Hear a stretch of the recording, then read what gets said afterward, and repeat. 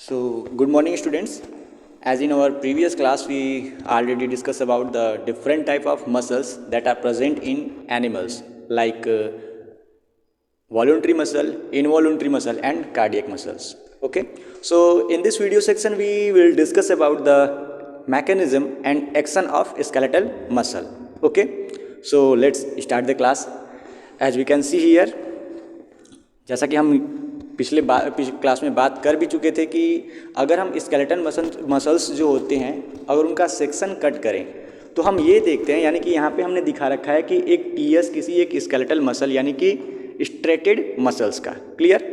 तो अगर हम टीएस काटते हैं तो उसमें हमें उस टीएस में हमें एक टीएस में डिफरेंट टाइप के या फिर ये बोले कि बहुत ही ज़्यादा नंबर में मसल्स बंडल दिखाई देंगे।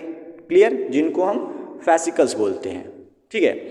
अब ये जो मसल फाइबर्स क्या नाम है बंडल्स होते हैं, ये एक स्पेशल टाइप के कनेक्टिव टिश्यू में धसे हुए होते हैं जिसको हम क्या बोलते हैं, फैसिया। जैसा क्लियरली हम ये देख सकते हैं कि इस फैसिया में यानी कि इस कनेक्टिव टिश्यू के रीजन में ये जो सर्कल बना के रखा हुआ है हमने, तो ये पूरा रीजन, क्लियर, ये जो पूरा रीजन यहाँ पे हमें दिख रहा है, ये इसको हम क्या बोलते हैं, मसल बंडल्स। क्लियर है क्या?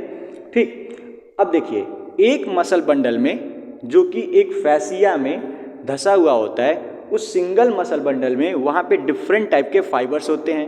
डिफरेंट टाइप की बात नहीं करें, हम ये कहते हैं डिफरेंट नंबर में फाइबर्स होते हैं जिसको हम क्या बोलेंगे, मसल फाइबर। यानी कि ये जो आपको छोटे छोटे स्ट्रक्चर दिखाई दे रहे होंगे, ठीक है, इसे हम क्या बोलेंगे, मसल फाइबर। क्लियर है क्या? जैसे हमने यहाँ पे लिख रखा है कि ये जो स्ट्रक्चर है, इस सिंगल स्ट्रक्चर को हमने बोल दिया मसल फाइबर। अब ये मसल फाइबर एक मस्कुलर सेल की तरह वर्क करता है। क्लियर। यानी कि अब हम देखें, जैसे किसी भी एक सेल में उसका जो आउटर बाउंड्री होता है उसे हम बोलते हैं प्लाज्मा मेम्ब्रेन, तो वैसे ही ये जो मसल फाइबर होंगे इसकी आउटर बाउंड्री को हम क्या बोलेंगे, यहाँ पे सार्कोलेमा। क्लियर।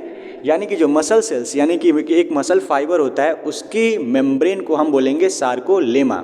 क्लियर। अब सार्कोलेमा को जो इंक्लोज किए हुए कैविटी रहती है, यानी कि जो वहाँ पे सेमी फ्लूइड स्ट्रक्चर रहता है, जैसे सेल में किसी भी एक सेल में साइटोप्लाज्म होता है, तो वैसे ही जो मसल फाइबर होंगे उनके साइटोप्लाज्म को हम क्या बोल देंगे, यहाँ पे सार्कोप्लाज्म। क्या बोलेंगे, सार्कोप्लाज्म। क्लियर। अब देखिए, किसी भी सार्कोप्लाज्म में अगर बात करें, जैसे कि हम अगर बात करते हैं किसी भी एक सेल में, तो सेल में हमें ये दिखाई देता है कि सेल में प्रेजेंट होते हैं माइटोकांड्रिया। तो वैसे भी यहाँ पे ये जो मसल फाइबर यानी कि जो मस्कुलर सेल हैं इसमें भी प्रेजेंट होंगे माइटोकांड्रिया। क्लियर। जिस तरह से किसी भी एक सेल में प्रेजेंट होता है एंडोप्लाज्मिक रेटिकुलम, तो वैसे ही इस मसल फाइबर में भी प्रेजेंट होगा एंडोप्लाज्मिक रेटिकुलम। पर यहाँ पे चेंजिंग ये होती है, डिफ्रेंशिएशन ये होता है बाकी अनदर सेल से, कि इस मसल फाइबर में जो प्रेजेंट होते हैं एंडोप्लाज्मिक रेटिकुलम, उनको हम एंडोप्लाज्मिक रेटिकुलम ना बोल करके बोल देते हैं सार्कोप्लाज्मिक रेटिकुलम। क्लियर। यानी कि इसके जो एंडोप्लाज्मिक रेटिकुलम होंगे, यानी कि जो ER होगा, उसको हम क्या बोल देंगे, सार्कोप्लाज्मिक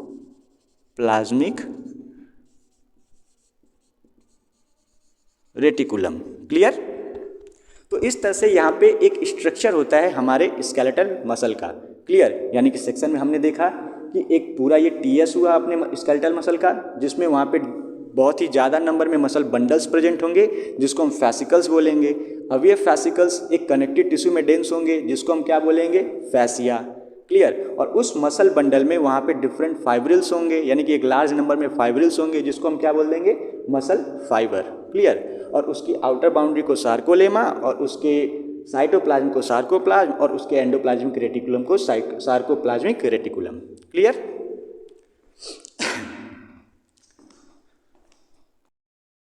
अब देखिए, जैसे हम बात कर रहे थे एक सिंगल मसल फाइबर की, तो एक सिंगल मसल फाइबर के जो सार्कोप्लाज्म होती है, उस सार्कोप्लाज्म में डिफरेंट अल्टरनेटिव बैंड्स प्रेजेंट होते हैं। क्लियर। जो एक डार्क और एक लाइट बैंड के फॉर्म में प्रेजेंट होगा, जिसे हम माइक्रोफाइब्रिल या फिर मायोफिलामेंट या फिर मायोफाइब्रिल बोलेंगे। क्लियर। अब वो मायोफाइब्रिल कुछ इस तरह से प्रेजेंट होगा जिसमें अल्टरनेटिवली वहाँ पे डार्क बैंड और लाइट बैंड एक पैरेलर फॉर्म में एक दूसरे से प्रेजेंट होंगे। क्लियर। तो अब हम यहाँ पे ये समझेंगे किस तरह से ये लाइट बैंड और डार्क बैंड यहाँ पे प्रेजेंट होते हैं एक अपने सार्कोप्लाज्म में। क्लियर।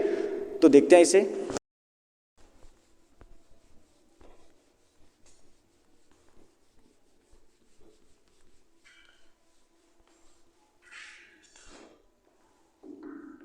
अब देखिए यहाँ पे हम दिखाना चाहेंगे कि जो अपना यहाँ पे सार्कोप्लाज्म है,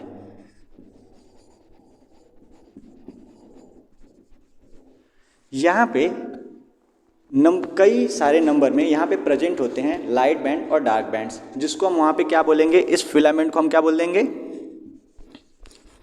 मायो फिलामेंट। क्लियर। या फिर क्या बोलेंगे, मायो फाइब्रिल्स। क्लियर। अब इस मायोफाइब्रिल्स में अल्टरनेटिवली कैसे, किस फॉर्म में, अल्टरनेट फॉर्म में, अल्टरनेट फॉर्म में दो टाइप के बैंड्स अपीयर होते हैं, जिनको हम क्या बोलेंगे यहाँ पे, लाइट बैंड, और दूसरे बैंड को क्या बोलेंगे, लाइट बैंड और डार्क बैंड। अब देखिए अगर क्लियर सेंस में हम ये देखें कि हम बोलते हैं इसे स्ट्रेटेड मसल्स, तो यहाँ पे स्ट्रेटेड मसल्स बोलने के एक सिंगल यही रीजन है कि यहाँ पे इस मायोफिलामेंट की वजह से या फिर मायोफाइब्रिल्स की वजह से जो अपीयरेंस आता है वो एक स्ट्रेटेड फॉर्म में आता है, जिसलिए इस मसल्स का नाम क्या पड़ जाता है, स्ट्रेटेड मसल्स। क्लियर। अब देखिए यहाँ पे ये जो लाइट बैंड और डार्क बैंड बनते हैं ये दो डिफरेंट प्रोटीन की वजह से बनते हैं। क्लियर। यानी लाइट बैंड के लिए जो प्रोटीन रिस्पॉन्सिबल होगा उसे हम बोलेंगे एक्टिन फिलामेंट। यहाँ पे हमारा कहने का मतलब क्या कि जो ये बैंड्स बने हैं इन फिलामेंट्स की वजह से, इन माइक्रोफाइब्रिल्स में, मायोफाइब्रिल्स में, वहाँ पे दो बैंड बने, लाइट बैंड और डार्क बैंड। तो अब ये लाइट बैंड और डार्क बैंड दो स्पेशल टाइप के प्रोटीन की वजह से इनका फॉर्मेशन होता है। यानी कि लाइट बैंड के फॉर्मेशन में इन्वॉल्व होंगे कौन से प्रोटीन, अपने एक्टिन प्रोटीन। क्लियर। और जो दूसरे यहाँ पे डार्क बैंड बने इनके फॉर्मेशन के लिए यहाँ पे रिस्पॉन्सिबल होगा कौन, मायोसिन प्रोटीन। कौन से प्रोटीन, मायोसिन प्रोटीन। क्लियर हो गया। ठीक है। अब देखिए ये एक्टिन प्रोटीन की अगर साइज की बात करें, है ना, तो ये जो होते हैं अपने शेप में ये थिनर होते हैं। कैसे होंगे, थिन। और ये मायोसिन प्रोटीन की शेप की बात करें तो इसकी शेप जो होती है वो थिक होती है। कैसी होगी, थिक। क्लियर। याद रखिएगा कि मायोसिन प्रोटीन जो बैंड बनाएगी वो लाइट बैंड बनेगी और उसकी शेप जो होगी वो थिन होगी, और जो डार्क बैंड बनाने के लिए जो मायोसिन प्रोटीन होगी उसकी शेप जो होगी वो थिक होगी। क्लियर। तो इसके वजह से इस बैंड के एक और नाम पड़ गए, कौन से, thin band and thick band. Clear. और दूसरी बात हमने ये देखा कि ये किस तरह से प्रेजेंट होंगे, अल्टरनेट फॉर्म में। किस तरह से, अल्टरनेट फॉर्म में। क्लियर। अब यही अल्टरनेट फॉर्म में प्रेजेंट होकर के ये फॉर्मेशन करते हैं सार्कोमियर का, जो कि हमने यहाँ पे स्ट्रक्चर दिखा रखा है। क्लियर। अब देखते हैं ये कैसे यहाँ पे प्रेजेंट होंगे। ठीक। तो ये वाला जो बैंड है, क्लियर, ये जो आपको लाइन दिख रही है ये, इसको हम बोलते हैं मायोसिन प्रोटीन यानी कि थिक बैंड। क्लियर। तो ये थिक बैंड हुआ, ये थिक बैंड और ये थिक बैंड। क्लियर। इसी के पैरेलल अरेंज होगा यहाँ पे कौन, ये अपना थिन बैंड। ठीक। जो कि फॉर्म होगा किससे, एक्टिन प्रोटीन से। क्लियर। ये प्रोटीन एक्टिन प्रोटीन की बनी हुई है, यानी कि ये जो फिलामेंट्स बना, यानी जो बैंड बना वो एक्टिन प्रोटीन की, और ये जो फिलामेंट बने हैं ये मायोसिन प्रोटीन की। क्लियर हो गया। अब जब ये अरेंज होते हैं तो हम ये देखते हैं कि जहाँ पे ये एक्टिन प्रोटीन होंगे बिना किसी ओवरलैपिंग के, वहाँ पे जो बैंड बनेगा वो आई बैंड बनेगा। क्लियर। आई बैंड का मतलब क्या, आई का मतलब होता है आइसोट्रॉपिक। ठीक। यानी कि लाइट बैंड। क्लियर। ये बैंड कैसे बनेंगे, लाइट बनेंगे, जिसको हमने क्या बोल दिया, आई बैंड या फिर आइसोट्रॉपिक बैंड। क्लियर हो गया। अब आई बैंड बनाने के लिए रिस्पॉन्सिबल कौन होगा अपना, ये एक्टिन प्रोटीन। कौन होंगे, एक्टिन प्रोटीन। यानी लाइट बैंड के फॉर्मेशन के लिए हमने देखा था कि कौन से बैंड इन्वॉल्व थे यहाँ पे, एक्टिन प्रोटीन। यानी कि आई बैंड का फॉर्मेशन एक्टिन प्रोटीन करेगा। और ये जो ए बैंड बना है, क्लियर, यानी यहाँ से यहाँ तक लेकर के जो बैंड बना होगा इसकी साइज थिक होगी। ठीक। और हमें पता है कि थिक बैंड कौन बनाता है, मायोसिन। तो ये वाले प्रोटीन कौन से होंगे, मायोसिन प्रोटीन। क्लियर। तो इस तरह से किसी एक सार्कोमियर में दो बैंड बनते हैं, एक आई बैंड और दूसरा ए बैंड। क्लियर। अब अल्टरनेटिवली हम ये देखते हैं कि यही आई बैंड और ए बैंड के बीच की जो गैप होती है, यानी दो आई बैंड के बीच की जो गैप होगी उसको हम क्या बोल देंगे, सार्कोमियर। यानी कि यहाँ से लेकर के ये जो पूरा रीजन होगा इसको हम क्या बोल देंगे, सार्कोमियर। ठीक, जो कि फंक्शनल यूनिट होता है किसी भी एक मसल्स के कॉन्स्ट्रिक्शन का। क्लियर है। अब देखिए हम ये देखते हैं कि किसी एक आई बैंड के जस्ट एक बीच में एक लाइन होती है जो इंटरसेक्ट करती है इस आई बैंड को, उसको हम क्या बोल देते हैं, जेड लाइन। क्या बोलते हैं, जेड लाइन। क्लियर। वैसे ही यहाँ पे भी आई बैंड, इसको इंटरसेक्ट करने के लिए यहाँ पे जो बैंड बना उसको भी हमने क्या बोल दिया, जेड लाइन। तो ये भी लाइन कौन सी हो गई, जेड लाइन। क्लियर। और किसी एक ए बैंड के बीच में जो बिना ओवरलैपिंग का मायोसिन फिलामेंट प्रेजेंट होगा उसे हम क्या बोल देंगे, एच जोन। क्लियर। और इसी एच जोन के प्रेजेंट में यहाँ पे एक इंटरसेक्ट लाइन बनती है जिसको हम बोलते हैं एम लाइन। यानी कि इसके बीच में जो लाइन प्रेजेंट होगी उसको हम क्या बोल देंगे, एम लाइन। क्लियर। तो इस तरह से हम ये देखते हैं कि किस तरह से अपना यहाँ पे एक मायोफिलामेंट्स प्रेजेंट होता है और वो फॉर्मेशन करता है एक सार्कोमियर का, जो कि फंक्शनल यूनिट होता है किसी भी एक मसल्स के कॉन्स्ट्रिक्शन एंड रिलैक्सेशन का। क्लियर। जब कभी मसल कॉन्स्ट्रिक्शन होगा तो ये एक्टिन फिलामेंट स्लाइड करेंगे इस मायोसिन फिलामेंट पे, जिसके वजह से इस सार्कोमियर की लेंथ जो होगी वो छोटी हो जाएगी। क्यों, क्योंकि ये जो जेड लाइन होता है वो मूव करके आएगा किधर, एम लाइन के साइड, और मसल्स का कॉन्स्ट्रिक्शन होगा। जैसे मैं एग्जांपल दूं तो ये जो मेरा एक मसल्स है यहाँ पे जिसको हम बोलते हैं बाइसेप्स।